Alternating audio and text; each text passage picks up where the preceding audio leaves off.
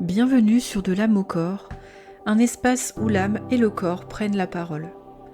Je suis Tracy Donnet et à travers ce podcast, je vous propose des clés pour mieux vous connaître et décoder les messages que votre corps vous envoie, de l'énergie à la cellule. Ensemble, nous plongerons dans une exploration profonde de notre être, en abordant des sujets variés autour de l'épanouissement personnel, des émotions, du corps et de l'âme. Je vous invite à vous laisser guider vers une reconnexion avec vous-même, de l'âme au corps.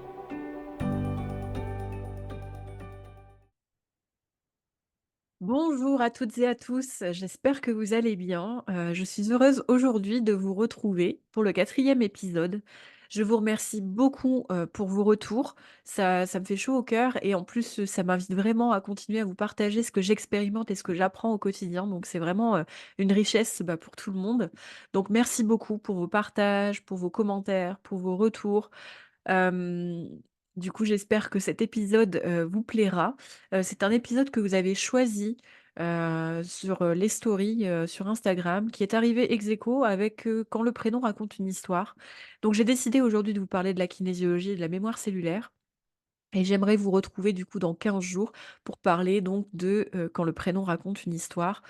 C'est un podcast qui là promet aussi, beaucoup d'informations donc j'espère que cette programmation, va vous plaire. En tout cas moi elle m'apporte beaucoup là et j'ai très, très envie de vous partager ça. Et on va commencer, aujourd'hui par parler de cellules, de la mémoire et de kinésiologie. J'ai vraiment à cœur de vous transmettre toutes les informations que j'ai. Alors, comme tous les épisodes, je n'ai pas la science infuse, il y a certainement des informations qui viendront se compléter bien plus tard parce que j'évolue comme tout le monde. Donc, je vous donne ce que là, au temps présent, j'ai comme information, ce qui me vient aussi et je vous invite à, garder votre discernement et à faire vos propres recherches si vous avez envie d'aller expérimenter un peu plus loin. C'est vraiment le but une ouverture, vraiment, pour que vous puissiez aussi, prendre vos décisions. Donc si jamais vous avez envie, d'aller en consultation, de faire des séances ou alors de suivre un atelier en collectif, c'est tout à fait possible aussi. Ça vous permettra d'avoir des informations concernant la kinésiologie. Alors je suis vraiment désolée, je parle dans mon nez. C'est la période des microbes, j'avais pas prévu ce matin en me levant, il y avait pas de souci sur ça.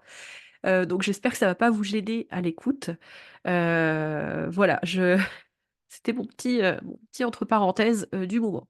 Alors avant d'aller un peu plus loin au niveau de la kinésiologie, j'aimerais juste faire un focus sur la cellule pour pouvoir comprendre la mémoire cellulaire et ensuite pouvoir accéder à la kinésiologie. Déjà, d'un point de vue scientifique, la cellule elle est composée de trois grands systèmes. Vous avez le noyau qui renferme l'ADN qui d'ailleurs renferme quatre lettres qui écrit l'être, l'histoire de l'être. Vous avez donc ces 4 lettres ADN qui est donc notre patrimoine génétique. Vous avez également autour le cytoplasme qui renferme les organites de type mitochondrie, de type, ribosome, et cetera. Et vous avez la membrane cellulaire qui vient protéger et délimiter la cellule et cette membrane, elle vient vraiment faire le contact entre les cellules. Elle va être spécifique en fonction de la cellule, corporelle et de la fonction de la cellule et elle va aussi être pleine de petits capteurs, plein de récepteurs qui permet justement d'échanger avec l'extérieur. C'est un peu comme notre peau, d'échanger avec l'extérieur ce qui se passe à l'intérieur.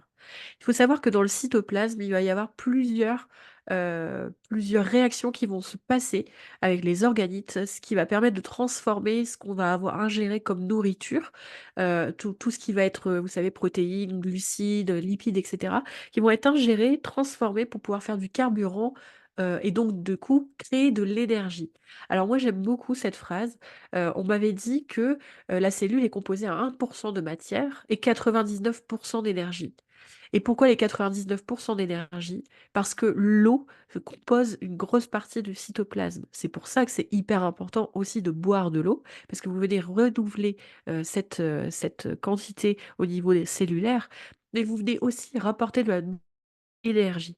Il faut savoir que la science est à quelques pourcents, en fait, de compréhension de la cellule. Donc, il y a encore plein de choses qui sont en train d'évoluer.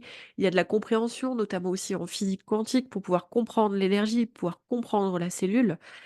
Et donc, voilà, cet aspect de la cellule est assez important parce que, elle a cette mémoire. Alors, j'aime bien utiliser la phrase de Olaf dans La Reine des Neiges qui dit que l'eau a une mémoire. L'eau va en fonction de, vous pouvez le voir, hein, avec, le temps qu'on a là actuellement en hiver, en fonction, de la qualité de l'eau et cetera, vous allez avoir des fréquences et donc du coup, vous allez avoir des positionnements, des molécules qui vont figer d'une certaine façon. Ça va faire plusieurs dessins en fonction de la structure, en fonction de où ça se trouve et donc la mémoire, l'eau, va enregistrer ça. Il faut savoir en plus qu'on vient quand même d'une source aquatique. On vient quand même d'un utérus où on avait la poche des os pour nous protéger, pour aussi permettre de construire et pour que tout ce qui puisse être, venant de notre mère pouvait nous alimenter aussi. Il faut savoir on dit qu'un fœtus, a le peut avoir le goût, en goûtant, le liquide amniotique. Donc, du coup, voilà, cette mémoire de l'eau, on la connaît et c'est ce principe-là que la cellule vient enregistrer les stress ou en tout cas les informations vécues. Il y a aussi l'épigénétique qui parle aussi beaucoup, de l'ADN et donc de, ce que l'environnement, ce que l'on mange, ce que la façon, dont enfin ce qui se passe, les champs électromagnétiques et cetera peuvent modifier l'ADN et donc du coup modifier le patrimoine génétique. Donc on en parle beaucoup, il y a encore plein d'études, je vous le dis et encore une fois, j'ai pas la science infuse et à ma connaissance actuelle, voilà ce que je peux vous transmettre. Et donc ce principe-là, on appelle ça la mémoire cellulaire. Alors, ces informations s'enregistrent dans la mémoire cellulaire par le biais de nos sens. Alors, il faut savoir qu'on connaît 5 sens, en tout cas, on parle beaucoup des 5 sens, hein, donc, vous avez l'ouïe, vous avez la vue, vous avez le goût, vous avez, l'odorat et vous avez le toucher. Mais il y a d'autres sens et d'ailleurs, on en a développé, pas mal, enfin, je vois beaucoup sur, internet, on parle de plein d'autres sens un peu plus subtil, un peu plus énergétique. On peut parler aussi du sixième sens, par exemple, de l'intuition.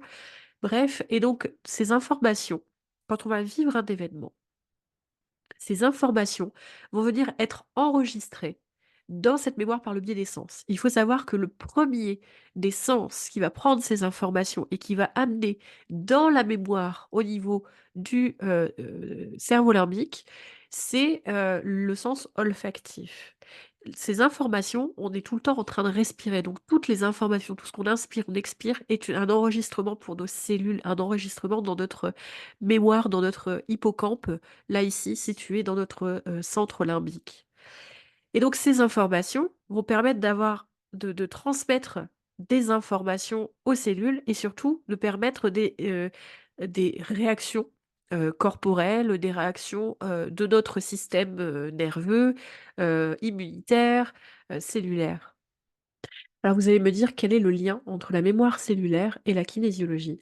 Il faut savoir que la kinésiologie prend sa source avec le docteur Goodhart qui était chiropracteur et en chiropraxie vous utilisez les tests musculaires pour pouvoir observer les déséquilibres du corps.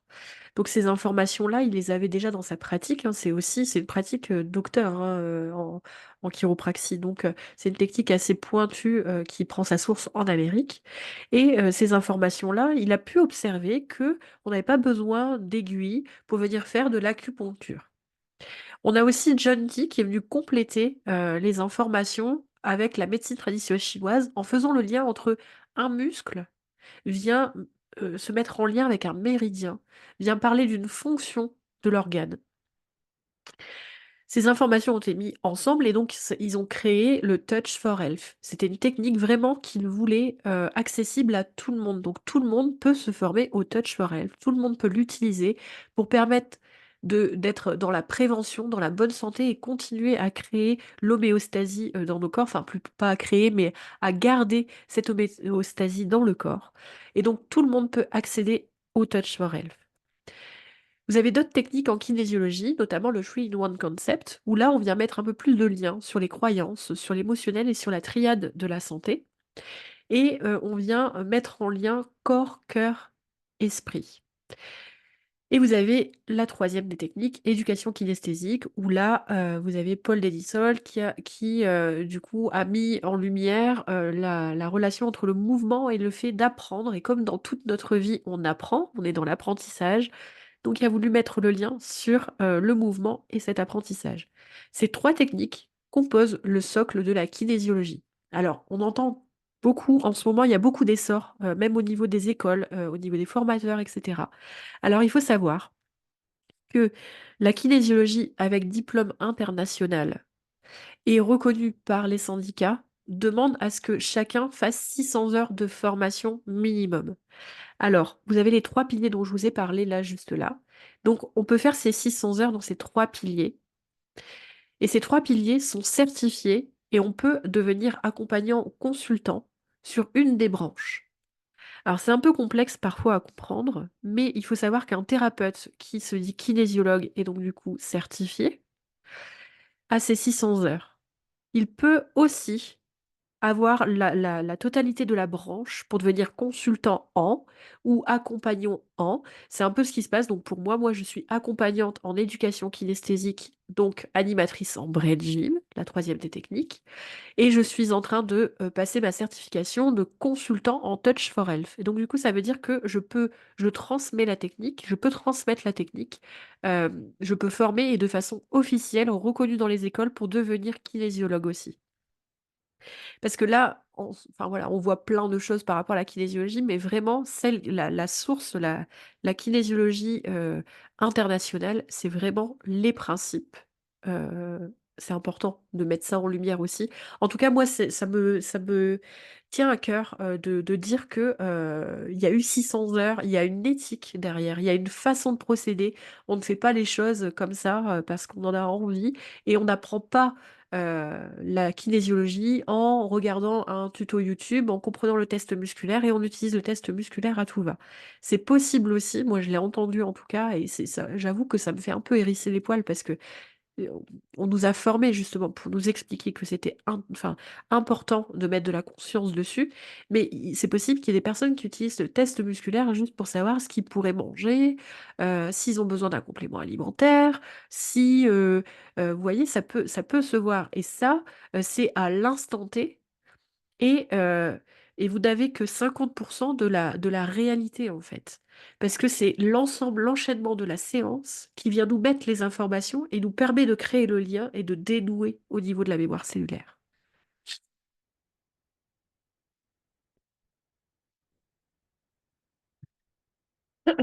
Donc ça, c'est pour la formation et donc ce qui est important de voir, c'est que vous pouvez avoir alors il y a des listings, des annuaires, notamment dans le syndicat, unique, il y a ou dans lequel je fais partie. Vous avez, une liste annuaire, de personnes, qui sont formées, certifiées. En tout cas, c'est très sélectif pour rentrer dans l'unique parce qu'ils ont vraiment envie de mettre en avant cette éthique et ce côté, les formations certifiées.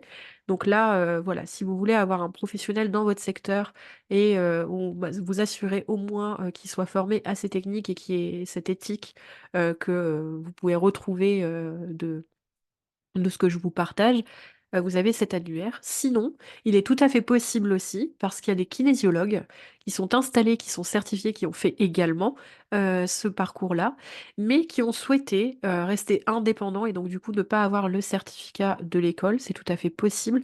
Mais donc du coup, ils ont besoin de faire 2 techniques au moins, jusqu'au bout. C'est-à-dire qu'ils sont forcément consultants en touch, consultants en TIOC, animateur en brain gym et accompagnant en éducation kinesthésique, bref, mais sur 2 techniques. Donc vous pouvez les retrouver aussi sur les sites internet de chaque technique. Alors je les mettrai en bio, en description pour que vous puissiez retrouver aussi un professionnel s'il y a une des techniques qui vous parle le plus. Alors il faut savoir que dans un prochain épisode, bien plus loin, je parlerai un peu plus des techniques, plus pointilleux et ce que ça vient apporter. Donc comme ça, si vous avez vraiment envie de cibler, vous aurez toutes ces informations. Alors du coup, la kinésiologie, c'est vraiment une pratique, une approche éducative. L'objectif, il n'est pas de, venir dire, voilà, c'est ça comme information qu'on a et cetera et puis, voilà ou merci, au revoir. Vraiment le but, il est de on part d'un objectif, on part d'une situation que vous connaissez et qui peut être challengeante pour vous et on vient mettre en comment dire? En action, pour pouvoir observer ce qui se passe avant d'aller explorer la mémoire cellulaire, avant de rentrer dans votre bioordinateur. Ces informations-là, on les a par le biais du test musculaire. Le test musculaire permet de tester et donc d'enregistrer, enfin d'avoir les informations par le tonus musculaire. C'est-à-dire que toutes les cellules, comme je vous disais, Ces cellules, elles gardent l'information, les situations qu'elles ont pu vivre et elles donnent des informations à qui de droit pour pouvoir justement, jauger et donc soit, bah, nous faire ralentir, soit, déverser plus d'insuline, soit, le cortisol ou alors on est au repos, on vient amener, les hormones du bien-être, sérotonine, dopamine, mélatonine et cetera. Et donc ces informations sont enregistrées dans la mémoire cellulaire et vous avez forcément, bah, dans les tissus, vous avez aussi des cellules et ces cellules-là viennent donner des informations au système nerveux et en fonction de l'information donnée au système nerveux, on aura une réponse nous.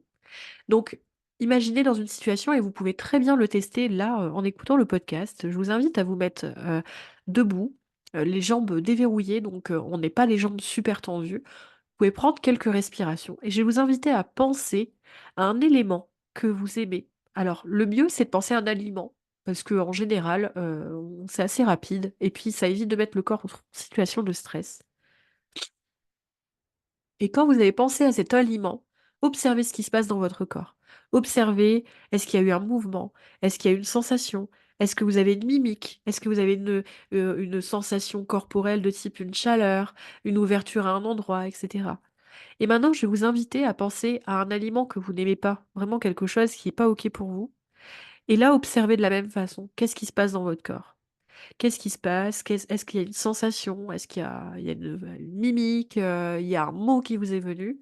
Et c'est cette information-là, en fait, qu'on a aussi par le biais du test musculaire. Donc concrètement, vous pourriez très bien utiliser cet exercice que je viens de vous donner pour savoir pour vous, en fait. Et ça, c'est le principe éducatif. C'est-à-dire qu'il y a des personnes, le oui, pour elles, quelque chose qu'elles aiment bien, ça va leur donner envie d'y aller. Quelque chose qu'elles n'aiment pas, ça va pas leur donner envie, donc leur corps peut reculer. C'est possible aussi que le corps donne juste des sensations corporelles, c'est-à-dire une chaleur, et quand j'aime pas, j'ai mes bras qui se crispent. J'ai, une sensation dans mon visage et cetera. Bref, toutes ces informations-là, c'est à visée éducative parce que du coup, vous êtes informés et vous pouvez faire la comparaison entre l'avant et l'après pour vous. Donc ça, ce principe, cet exercice que je donne, c'est ce qu'on utilise en éducation kinesthésique. Parce qu'encore une fois, je vous rappelle, Paul Davidson disait que, c'est le mouvement est apprentissage et donc le but, il était vraiment de mettre en avant cet apprentissage et le meilleur outil pour pouvoir vous permettre d'être dans l'apprentissage, c'est de vous reconnecter à votre corps et vous reconnecter à vos ressentis. Dans les autres techniques, on utilise donc le test musculaire qui se fait alors généralement avec le deltoïde antérieur, alors là ici, hein, qui se trouve là ici au niveau de votre bras et on vient juste demander d'avancer le bras et donc on va poser notre main et on va juste être à l'écoute du tonus musculaire. Jusqu'à ce qu'on sente ce qu'on dit chez nous, un mur. Une fois qu'on a ce mur, on va venir stresser le corps. Alors j'utilise ce mot-là, mais vraiment je ne parle pas comme ça. Je vais venir donner l'information, au muscle, je vais venir, donc pincer un peu le muscle, lui donner l'information de je vais très rapprocher énormément les fibres et forcément, l'automatisme du muscle, c'est que si je rapproche beaucoup trop les fibres, il va envoyer l'information au système nerveux de dire: «Ouh là, on est beaucoup trop tendu, il faut relâcher» et c'est ce qui se passe en situation de stress. C'est que les muscles viennent se contracter, bah, pour forcément vous amener à une action et donc, on va donner l'information au système nerveux de: «Attention, j'ai pas envie de me faire une déchirure, j'ai pas envie de me faire un claquage, donc viens détendre le muscle» et donc là, on va avoir un changement d'indicateur, donc on va avoir le bras, vous allez voir, il va partir plus facilement tout seul et là, je vais venir redonner l'information comme quoi j'ai détendu le muscle et je viens retester, je retrouve ce que j'avais au tout début et ça, c'est le test musculaire, donc c'est cette information-là qu'on peut avoir. Comme je vous ai dit, c'est pas obligatoire dans, chacune des techniques. Donc c'est un outil, une nouvelle fois, ce n'est pas, quelque chose de divinatoire ou quoi que ce soit, c'est vraiment quelque chose de mécanique. C'est ce qui se passe à l'intérieur de votre corps. Alors je vais pas vous donner, la liste des problématiques que vous pourriez aller observer en kinésiologie, parce que, pour moi en tout cas, c'est une de mes croyances, dans toute situation, cela commence par les émotions en fait, des informations que vous avez d'un point de vue corporel et donc pour moi, toutes les situations, on pourrait venir les observer d'un point de vue émotionnel. Il faut savoir qu'on a 5 corps en kinésiologie, enfin en tout cas on vient aborder dans une des techniques les 5 corps. Vous avez le corps physique, vous avez le corps mental, émotionnel, le corps essentiel et facteur X. Il faut savoir que c'est pour ça que je prône également, le côté intégratif, de nos pratiques et le côté indispensable de nos pratiques, médicales, non médicales, reconnues, non reconnues, peu importe, mais la complémentarité. Parce que chacune des techniques vient travailler sur un aspect du corps. Et là, en kinésiologie, justement, on vient harmoniser tous ces aspects du corps. Et donc, pour moi, dès qu'il y a une situation qui est challengeante pour vous, ça démarre d'émotions. Donc en fait, finalement, d'un point de vue émotionnel, on pourrait absolument tout aborder en kinésiologie. Attention, ça ne veut pas dire qu'on guérit les maladies, les problématiques. On vient juste être dans la lecture de qu'est-ce qui se passe pour le corps, pourquoi il cherche cette information, à nous donner cette information, et qu'est-ce qui nous permettrait de pouvoir rééquilibrer. Ce n'est pas une médecine qui guérit, vraiment, j'insiste. Donc, on peut venir soulager des symptômes, on peut venir être dans la compréhension. Peut-être que vous pourriez observer une amélioration, peut-être un changement dans la structure, peut-être qu'effectivement, il y a des problématiques qui pourraient venir se résoudre, mais en aucun cas, un kinésiologue vous dira qu'il va guérir votre pathologie. J'ai la chance de pouvoir avoir un petit réseau de professionnels de santé, ce qui permet justement de pouvoir faire du lien et pouvoir faire de la compréhension et être dans le meilleur accompagnement selon moi. Alors la kinésiologie, tout le monde peut apprendre à être kinésiologue, en tout cas tout le monde peut se former, ce n'est pas une question de don et de toute façon vous savez très bien que pour moi il n'existe pas de don, il existe juste des capacités à mettre en avant et donc du coup à aller toujours dans ce système d'apprentissage des choses qu'on connaissait, qu'on a de façon innée, mais qui parfois sont développées plus ou moins selon les personnes. Donc c'est pas un don, tout le monde peut se former en kinésiologie si vous le souhaitez. Alors, il faut savoir que vous avez aussi la possibilité d'avoir d'autres techniques qui prennent leur source dans les éléments de base, hein, toujours, hein, donc en TIOC, en Touch for Health ou en éducation kinesthésique. Et on vient aborder plein d'autres points. Donc, je pense par exemple à une des techniques que j'ai, la kinésiologie périnatale, qui vient parler du processus de la grossesse, de la conception, préconception et du transgénérationnel. Vous avez des techniques du style KCS, crânio-sacré, où on vient travailler au niveau du crâne des structures du crâne. Vous avez la kidenza, où vous mettez en avant le côté dansé de la kinésiologie harmonique, vous avez la psychogénéalogie, enfin bref, il y a plein d'autres techniques qui viennent compléter la trousse du kinésiologue. Et ça sera vraiment en fonction du kinésiologue, parce que je pense aussi par exemple à stress release. Ces informations-là dépendent en fait aussi de l'affinité du kinésiologue. Donc c'est tout à fait possible aussi que vous ayez plusieurs praticiens en kinésiologie que vous allez voir en fonction des techniques aussi qui vous conviennent. Et d'ailleurs, je vous invite à pouvoir aller comparer aussi et à voir les techniques et à coupler en fait toutes ces pratiques et ces praticiens parce que chacun a son histoire, chacun a sa façon d'aborder les choses et c'est pas parce que vous êtes allé voir un kinésiologue et que ça n'a pas fonctionné que du coup ça fonctionnera plus jamais pour vous. Peut-être que c'était pas le moment, peut-être que l'outil n'était pas forcément ce que enfin en même temps si parce que j'ai envie de dire votre corps a normalement dit ce qui avait été intéressant, mais parfois les changements sont tellement subtils que c'est quelques années après qu'on le voit aussi. Donc en vient la question de, OK, est-ce que c'est efficace dans l'immédiat? Est-ce que, c'est efficace pour tout le monde? Moi, j'ai envie de vous dire que si vous venez, forcément vous avez une thématique et je sais ô combien on a envie d'accompagner cette thématique et surtout de la résoudre parce que, ben, sinon on ne viendrait pas voir ce praticien pour pouvoir se sentir, un peu mieux. J'ai envie de vous dire que, et c'est en tout cas une phrase que je dis beaucoup à mes consultants, soyez à l'écoute, soyez ouverts à ce qui pourrait se passer, ne pas se cantonner à des attentes parce que parfois les changements ne sont pas forcément là où on les voit. Un exemple, issu d'une consultation, pour pouvoir se reconnecter à sa féminité, en fait la personne est revenue en me disant: «Je suis pas reconnectée pleinement à ma féminité dans le sens où dans l'apparence je mets pas les choses que j'attribue au féminin». C'est-à-dire les décolletés, les robes et cetera. Par contre, j'ai rangé toute ma maison et je me suis permise d'avoir un espace pour moi pratiquer ce que j'ai envie, de devenir, en fait. Et donc là, pour moi, j'entends, je me suis fait de l'espace. J'ai fait de l'espace à qui je suis profondément. J'ai fait de l'espace dans ma maison. La maison, c'est le corps aussi. Donc vous voyez, quand on part sur un objectif le plus ciblé possible, il va y avoir des impacts autour, il va y avoir des informations, mais parfois ça peut être très subtil et c'est là que c'est intéressant d'être dans l'éducatif, dans l'observation et de demander aussi à vos proches comment ça se passe pour vous. Parce que parfois vous pouvez ne pas voir le changement et c'est peut-être l'extérieur qui peut vous amener ce changement, enfin cette information du changement. Hem Si c'est des douleurs physiques, parfois, ça peut être immédiat le soulagement, parfois ça peut durer un petit peu, parfois il y a besoin de plusieurs séances, parfois une seule suffit.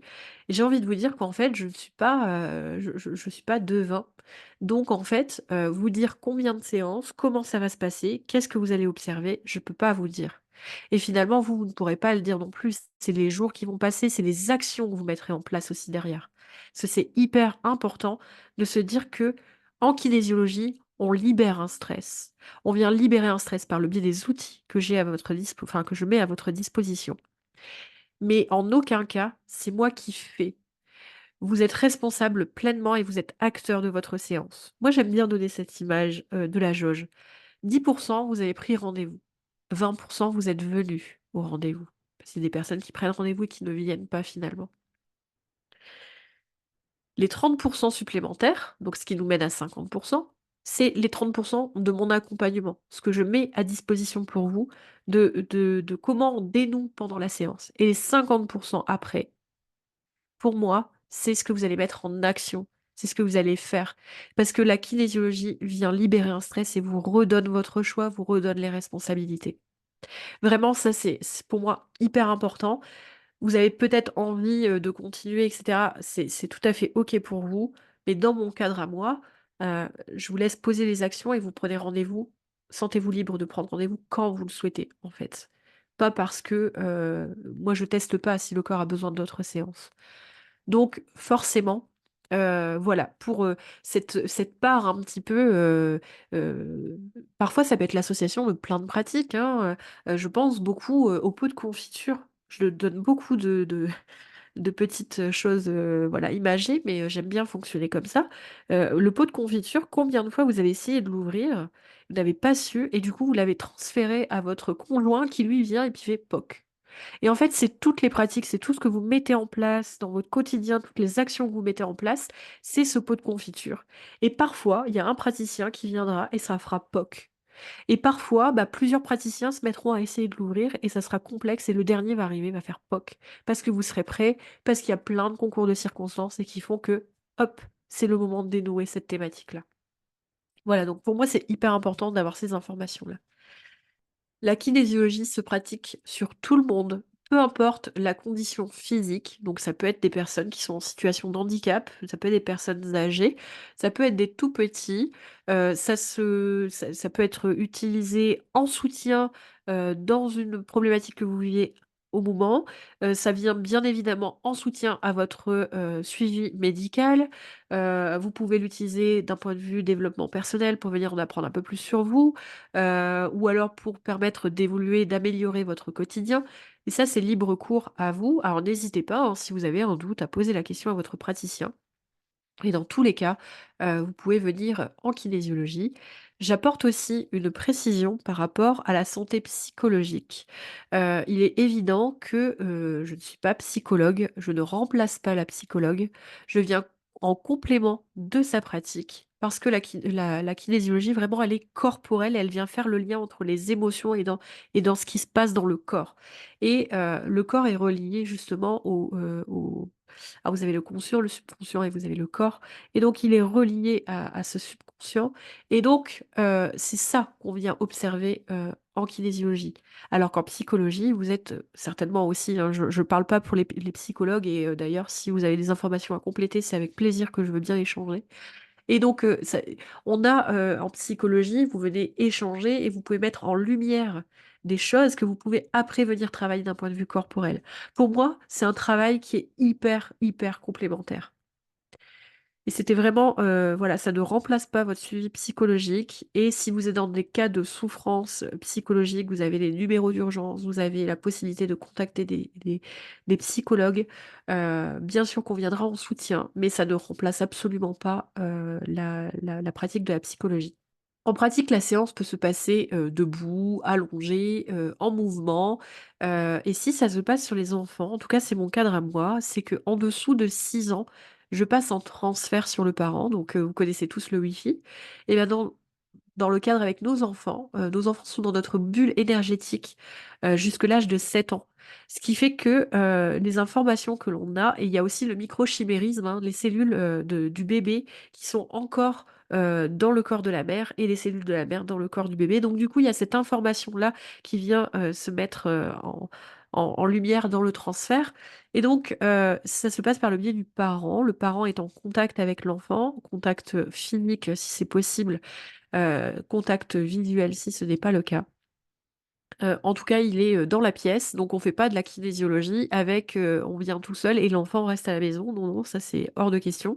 En tout cas, c'est pas mon cadre non plus et donc vous pouvez, utiliser donc pour les enfants en dessous de 6 ans, c'est comme ça et ensuite à partir de 6 ans, 7 ans, pour moi, ça passe directement par le corps, de l'enfant et il y a plein de techniques, plein de jeux, plein de situations, des mouvements, des points qu'on peut venir stimuler donc c'est sans douleur. Une séance ne fait pas mal. Une séance, elle est vraiment là pour vous accompagner et faire des prises de conscience aussi et mettre en lumière, ce que vous avez envie de mettre, de mieux accompagner dans votre quotidien.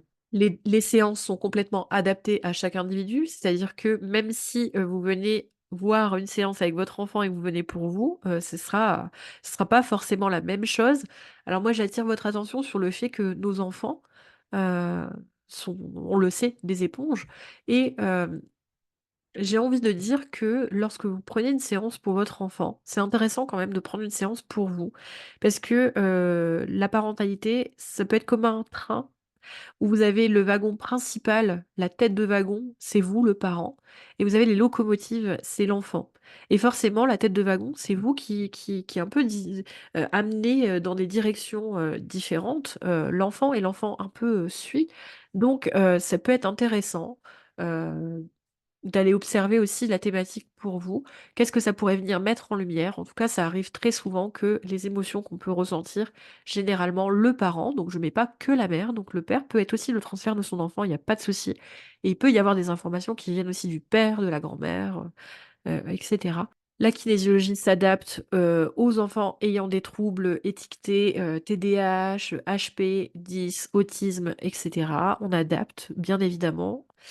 On peut travailler sur des objectifs professionnels, personnels, émotionnels, amoureux, affectifs, peu importe et elle peut nous aider à mieux comprendre notre corps, les besoins, ce qu'on voilà, surtout ça vient parler de nos croyances aussi, donc ça nous permet aussi de mettre en lumière l'éducation qu'on a reçue, ce qui nous va, ce qui nous convient plus, ce qu'on a envie d'améliorer, quelle pierre on a envie de contribuer dans l'arbre génétique aussi, hein, qu'est-ce qu'on a envie d'apporter et donc vraiment, voyez ça comme, vraiment c'est une exploration. Enfin pour moi, je dis toujours quand on fait une séance, on part à la découverte, on part à l'aventure parce que je ne sais pas ce qu'il peut y avoir dans la séance, vous ne savez pas ce qu'il peut y avoir dans la séance et c'est là où, ça viendra faire émerger ce qui a besoin d'émerger à ce moment-là.